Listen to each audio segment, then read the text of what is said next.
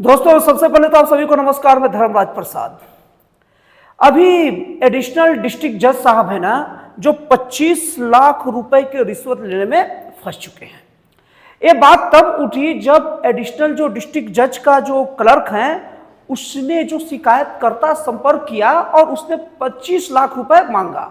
अब वो थोड़ा मोल भाव किए और मोल भाव करने के बाद में वो 15 लाख रुपए मान गया। अब उसके बाद उन्होंने जज साहब को फोन मिलाया और जज साहब बोले चलो ओके डन करो 15 लाख में। अब ये जब शिकायतकर्ता जब दोबारा जब क्लर्क के पास गया 15 लाख में मनाने के लिए ना, तो उन्होंने विजिलेंस विभाग को बता दिया था।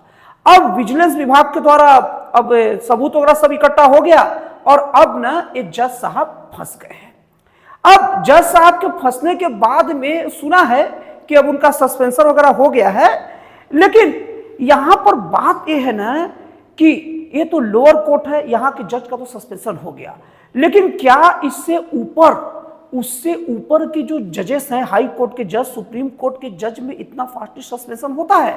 और दूसरी चीज सोच लीजिए कि अगर एक लोअर कोर्ट का जज, हालांकि वो भी कई सालों के मामले के बाद इतना घूस मांगा गया है, अब एक लोअर कोर्ट का जो जज है वो 25 लाख रुपए का डिमांड करता है एक एक फैसले के लिए। अब सोचिए हाई कोर्ट और सुप्रीम कोर्ट पे कितनी बड़ी बात होती होगी, क्योंकि हाई कोर्ट और सुप्रीम कोर्ट का मतलब ही होता है वहां गया मामला फाइनल ही लगभग रहता है। बता दो दोस्तों कि हमारे देश में लगभग सुप्रीम कोर्ट और हाई कोर्ट के जजों की संख्या लगभग 850 है, और लोगों की अगर माने और देखा जाए तो 850 में 650 से ज्यादा ऐसे जज है ना जिनके ऊपर एन तेन प्रकार उनके ऊपर करप्शन का आरोप लगते रहता है। और यही कारण है कि अभी सुप्रीम कोर्ट के द्वारा सभी जजों को, सुप्रीम कोर्ट और हाई कोर्ट के जजों को साफ साफ कहा गया था कि आप अपने संपत्ति का ब्यौरा दीजिए, लेकिन सुप्रीम कोर्ट तो जज तो अपने संपत्ति का ब्यौरा दे दिए, लेकिन अभी हाई कोर्ट के जज 10% भी अपनी संपत्ति का ब्यौरा अभी तक नहीं दिए हैं। अब इसको लेकर जो इस टाइप का जो करप्शन होता है, जो जजों को लेकर और जजों के द्वारा जो करप्शन किया जाता है, उन जजों को सजा कितनी मिलनी चाहिए? आपको अगर ये समझना है तो आप सब महाभारत तो बचपन से ही देखते आ रहे होंगे, और जो लोग बड़े होंगे वो भी जो एक खास उम्र पहुंच गए होंगे, उन लोग लगभग 35 से 40 साल के आसपास पहले महाभारत जो देखते होंगे, उसमें आप लोग को एक वृत्तांत याद होगा। जब एक महाभारत में जब एक सभा में जब उन लोग की न्याय करने की जो क्षमता का परीक्षण लेने की बात आती है, तो 4 जाति के लोग, शूद्र, वैश्य, क्षत्रिय और ब्राह्मण, ये चारों के चारों जाति के लोग पहुंचते हैं। अब पहुंचने के बाद सबसे पहले दुर्योधन को पूछा जाता है कि इनमें किसको कितनी सजा देनी चाहिए। तो दुर्योधन कहता है कि गलती होता है और चारों को बराबर सजा देनी चाहिए। लेकिन जब ये बात युधिष्ठिर से पूछा जाता है कि आप बताइए किनको कितनी सजा देनी चाहिए, तब युधिष्ठिर कहते हैं कि इसमें जो शूद्र है, शूद्र का काम कुछ खास नहीं रहता, वो बस सिर्फ चीजों को आगे पीछे करता है और वो भी कहने पर करता है, इसलिए शूद्र को तो छोड़ देनी चाहिए। और जो दूसरा जो वैश्य है, वैश्य जो है ना, वैश्य चूंकि उसके हाथ में कुछ चीजों को आगे पीछे करने का रहता है, लेकिन उनके पास कुछ समझ की बात भी होती है, लेकिन पूरा मामला उसके हाथ में नहीं रहता है, इसलिए वैश्य को कम सजा देकर छोड़नी चाहिए। और जो क्षत्रिय है, क्षत्रिय का काम होता है धर्म की स्थापना करना, और धर्म को लेकर कुछ होता है तो विरोध करना, इसलिए क्षत्रियों को सजा देनी चाहिए। और सबसे ज्यादा सजा ब्राह्मण को देनी चाहिए। क्योंकि ब्राह्मण को सारा चीज पता है कि ये गलती कितना भयानक होता है और इसके कितने ज्यादा परिणाम सामने आते हैं। तो अगर इसको, और ये बहुत अच्छी न्याय की यही असली व्यवस्था है, अगर अभी के परिप्रेक्ष्य में इसको देखा जाए तो अदालत में क्या है, शूद्र का मतलब आप एक स्पेशल काम से वो समझ जाइए। अगर कर्म के आधार पर बात किया जाए तो वहां के जो प्यून रहते हैं, जिनका काम फाइल को लाना ले जाना है, तो उनके ऊपर कोई कार्रवाई की बात नहीं है और वो कुछ होगा भी नहीं, उनको तो कुछ नहीं कहना चाहिए। लेकिन जो वैश्य होता है, जो क्लर्क है, जो पेशकार है, वो कम से कम उन्हें लिखा पढ़ी के मामले में पता है कि क्या लिखने से क्या होता है, क्या नहीं होता है, इसलिए उनको भी दंड मिलना चाहिए, लेकिन उतना खास नहीं। अब अगर किया जाना, जो ब्राह्मण मेन है, ये सब जजेस हैं। सच में माना जाए तो अगर कोई गलती करता है तो सबसे ज्यादा उन्हें सजा मिलनी चाहिए, और अगर आम आदमी जो करप्शन करता है, घोटाला करता है, उनके तुलना में तो लगभग डबल सजा देनी चाहिए। लेकिन क्या सचमुच ऐसा होता है? नहीं होता। आपको बता दो 14 मार्च 2025 को जस्टिस यशवंत वर्मा के घर में एक दो पेटी नोट नहीं मिला, एक घर नोट मिला। और वो नोट मिलने के बाद आज तक जस्टिस वर्मा के ऊपर कार्रवाई की बात छोड़ दीजिए, जस्टिस वर्मा को सस्पेंड तक नहीं किया गया, बस एक ही कार्रवाई के नाम पर किया गया कि दिल्ली हाई कोर्ट से उल्टा उनको इलाहाबाद हाई कोर्ट भेज दिया गया। वहां के वकीलों की हिम्मत की दाग देनी पड़ेगी और सत्यनिष्ठा की दाग देनी पड़ेगी। उन्होंने इसका बहुत विरोध किया, यहां तक कि कह दिया गया कि इलाहाबाद हाई कोर्ट कोई कूड़ेदान नहीं कि कोई भी कचरा के यहां डाल दो, मतलब डस्टबिन नहीं है।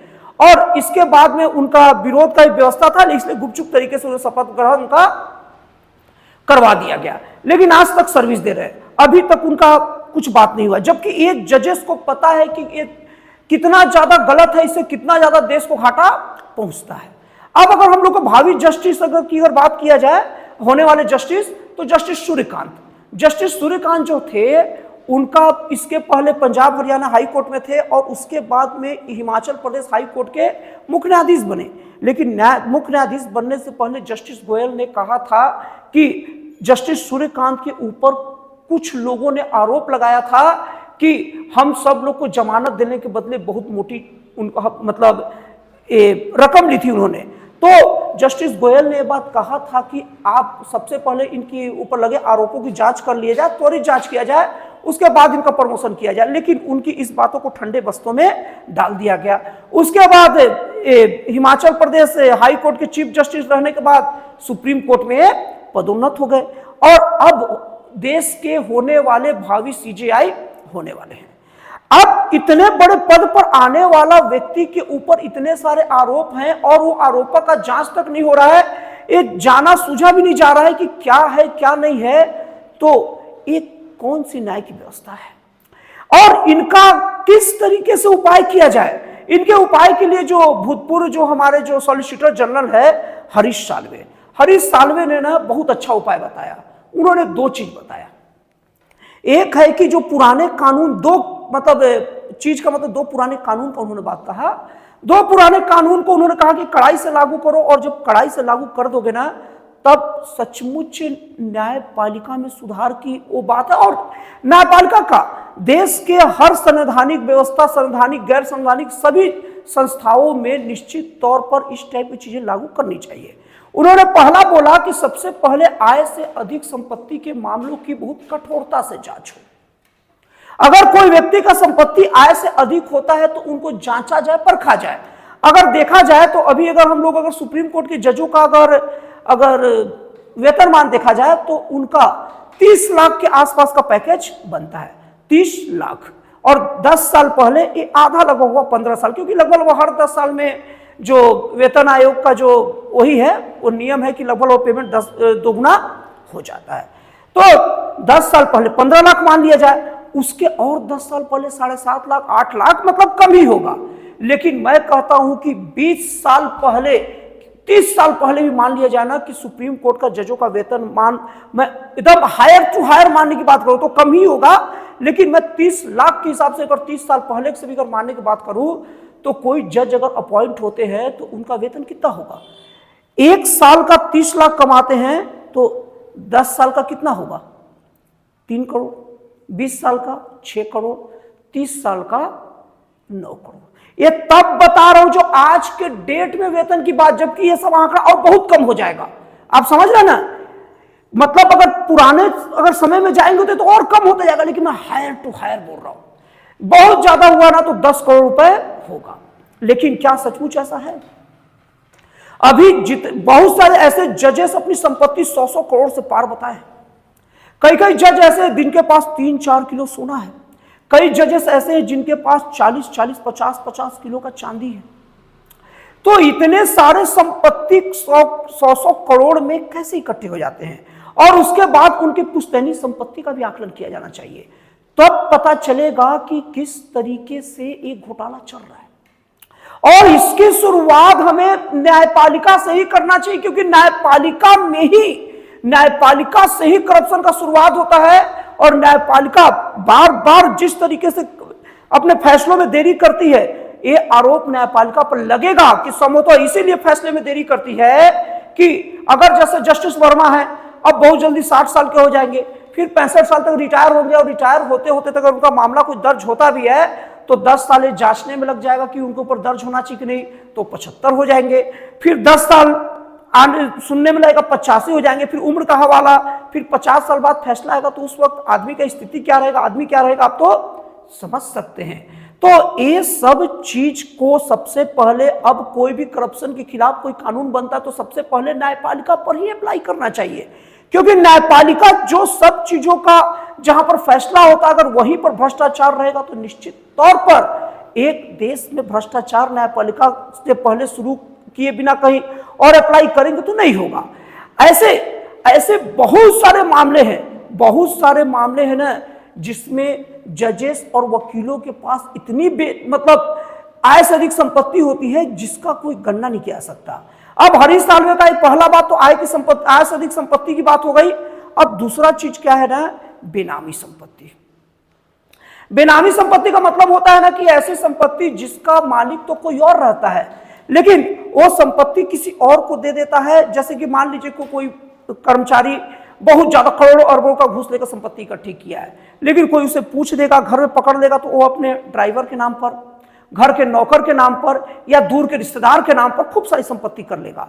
तो इसकी भी बहुत कड़ाई से जांच करनी चाहिए। उनसे रिलेटेड जितने लोग हैं ना, उनकी संपत्ति को पहले नोटिफाई करनी चाहिए और उसके बाद में उनसे पूछना चाहिए कि आपके पास संपत्ति आया कहां से, और कड़ाई से सबसे पहले उनके रिश्तेदारों से, घर के नौकर ड्राइवर सबसे।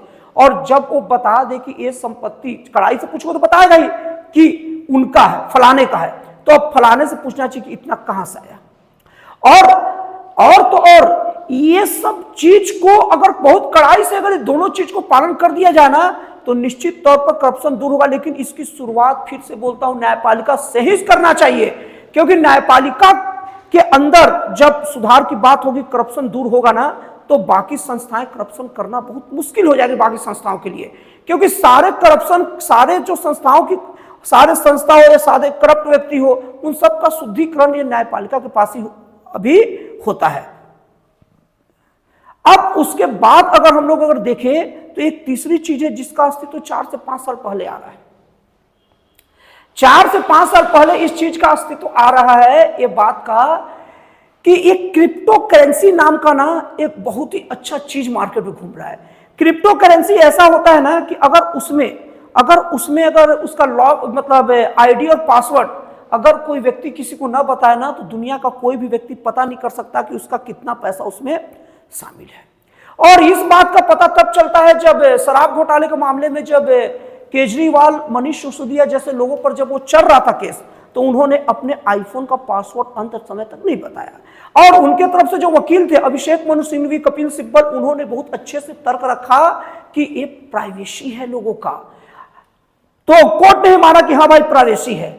अगर ऐसी बात किया जाए तब तो भैया देश का हर व्यक्ति का कोई भी निजी घर में जो पुलिस आके छापे मार लेती हो, क्या प्राइवेसी नहीं है?